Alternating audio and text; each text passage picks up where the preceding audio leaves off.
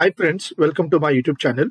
इस चैनल में स्टॉक का फंडामेंटल एनालिसिस समझेंगे। इसके लिए हम एनालिटिक्स का यूज करेंगे। अगर आप इस चैनल पर नए हैं तो जल्द से जल्द सब्सक्राइब करें ताकि आपको लेटेस्ट वीडियो मिल सके। चलिए वीडियो में आगे बढ़ते हैं और एनालिसिस शुरू करते हैं। हम देखेंगे लॉन्ग टर्म इन्वेस्टमेंट का सबसे बड़ा फायदा वीडियो के आखिर में। उससे पहले ये चीज समझ लें कि लॉन्ग टर्म में बनता है पैसा। इसके लिए बस आपको पेशेंस रखना होगा और फंडामेंटल स्ट्रॉन्ग स्टॉक्स में इन्वेस्ट करना होगा। वॉरेन बफेट कहते हैं, अगर आप किसी शेयर को 10 साल के लिए खरीदने तैयार नहीं हैं, तो 10 मिनट के लिए उसके मालिक होने के बारे में भी ना सोचें। तो चलिए फंडामेंटल स्ट्रॉन्ग स्टॉक्स आइडेंटिफाई करने के लिए देखते हैं कंपनी के sales, profit and loss, sales growth, profit margin, reserves, borrowings, cash flow, ROC और रिटर्न्स।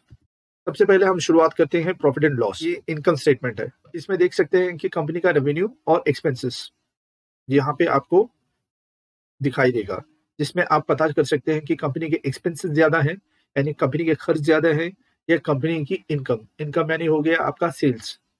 तो ये हमें पता कर सकते हैं कि क्या कंपनी क्या प्रॉफिट बना रही है या कंपनी नुकसान में है। आगे हम समझते हैं मिर्जा इंटरनेशनल किस तरीके से परफॉर्म किया है पिछले 10 साल में। तो हम यहाँ पे दिखा सकते हैं आपको। एक हमने ऑपरेटिंग प्रॉफिट मार्जिन की एक हमने 15% का टारगेट रखा है। तो शुरुआत में आप देख सकते हैं कंपनी ने यानी 18% से ज्यादा, यानी अपने टारगेट से ज्यादा उसने अचीव किया है। अगर आप देखते हैं 2019 से और करंट पीरियड यानी टारगेट रीच नहीं कर पाया है। तो ये चीज यहाँ पे नोट करना चाहिए। और आगे बढ़ते हैं सेल्स वर्सेस एक्सपेंस। ये बहुत ही इंपॉर्टेंट चीज देखना है, क्या हमारा सेल्स ऊपर है एक्सपेंसेस के। डॉटेड लाइन हमारा एक्सपेंसेस बता रहा है और सेल्स हमारी जो स्ट्रेट लाइन है वो हमारा सेल्स दिखा रहा है। तो यहाँ पे हमें ध्यान देना है कि सेल्स ऊपर की तरफ है या नीचे की तरफ आ रहा है। यानी अगर ये डॉटेड लाइंस को क्रॉस कर देता है तो इसका मतलब है कंपनी के खर्च ज्यादा है इनकम से ज्यादा। आगे हम समझते हैं कि सेल्स किस दिशा में जा रहे हैं। तो हमें पता करना है कि सेल्स हमेशा नीचे से ऊपर की तरफ आना चाहिए। अगर यहाँ पे देखेंगे तो नीचे से ऊपर की तरफ, यहाँ आप देख सकें थोड़ा बहुत आया है, फिर थोड़ा सा नीचे गया है, फिर दोबारा वो ऊपर गया है। तो ये जो चीज है, सेल्स होना चाहिए इस तरीके से, यानी नीचे से ऊपर की तरफ। इसका मतलब ये होता है कि कंपनी लगातार अपना बिजनेस को ग्रो कर रही है, अपने सेल्स को बढ़ा रही है। तो ये बढ़ाने के लिए हम समझते हैं हर साल कितना सेल्स बढ़ा है, ये पता करने के लिए हम देखते हैं sales growth.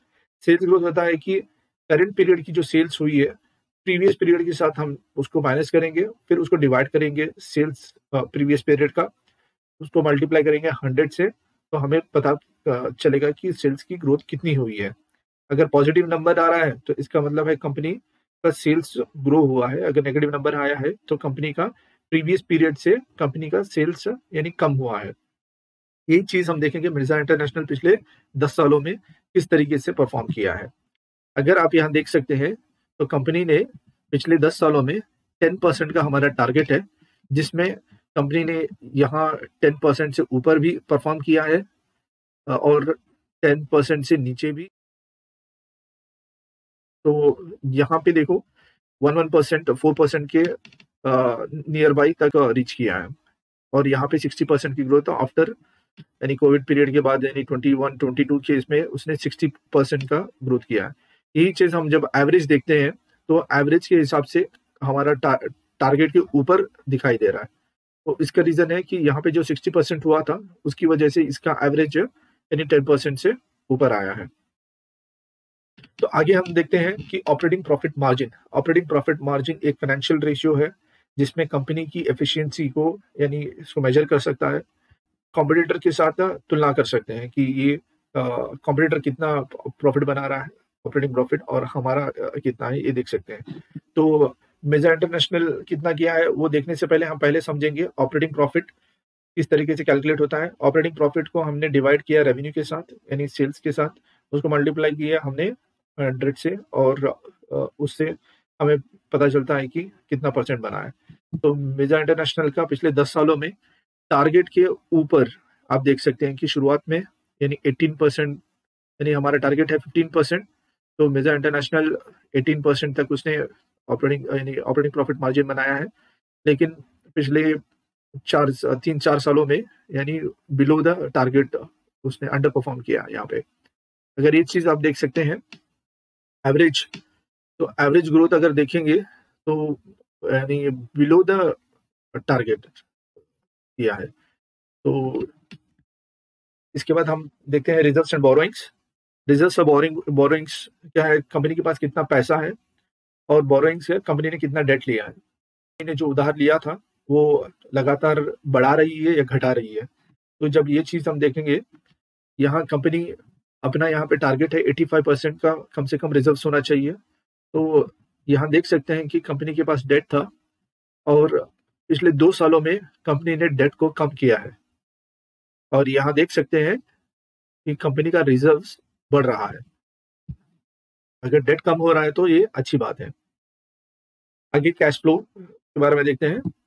Cash flow company ने अपने ऑपरेशंस के थ्रू कितना पैसा बनाया और कंपनी में कितना उसके अंदर निवेश किया, उसके बारे में हम यहाँ पे डिस्कस करेंगे।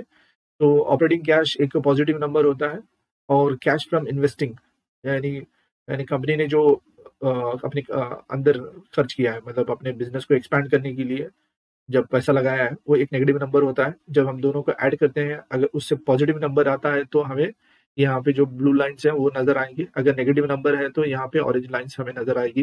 तो ऑरेंज लाइन्स आना ये ठीक बात नहीं है, लेकिन पिछले 3 सालों में यहाँ पे आपको देखने को मिल रहा है कि ब्लू लाइन्स कहीं हद तक ज़्यादा है।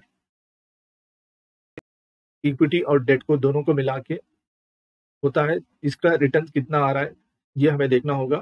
तो हमारा टारगेट लाइन है 15%, तो 15% के अबव उसने बहुत ही शानदार यहाँ पे परफॉर्मेंस दिया है।